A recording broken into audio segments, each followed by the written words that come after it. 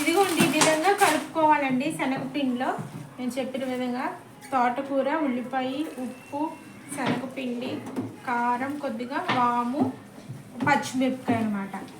ఇలాగ కలుపుకొని వీటిని పకోడీ వేసుకోవాలండి.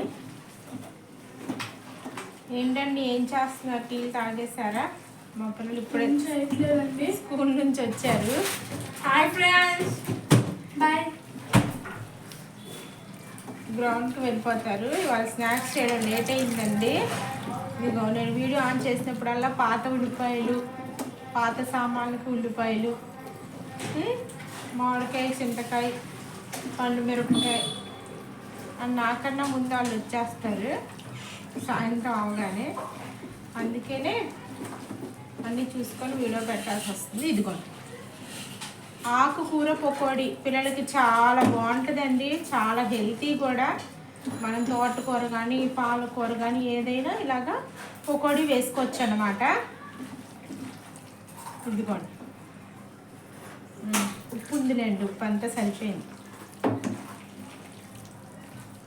నా ఛానల్ చూస్తున్నారు కానీ సబ్స్క్రైబ్ చేసుకోవట్లేదండి. ప్లీజ్ అండి నా ఛానల్ సబ్స్క్రైబ్ చేసుకోండి.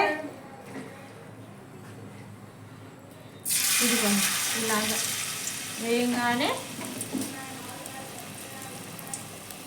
ఆయిల్లో ఇలాగా వేసుకోవాలి. వేయగానే వెంటనే తిప్పేయకూడదు, కొద్దిగా మీడియం ఫ్లేమ్లో పెట్టి ఫ్రై చేసుకోవాలి.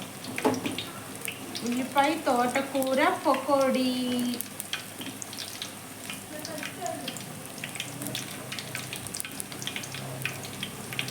మనం వెంటాయలు వేసుకున్నాం, దానికి సరిపడా ఫ్రై దానికి సరిపడా పకోడీ వేసుకుని ఫ్రై చేసుకోవాలి. ఓకేనా?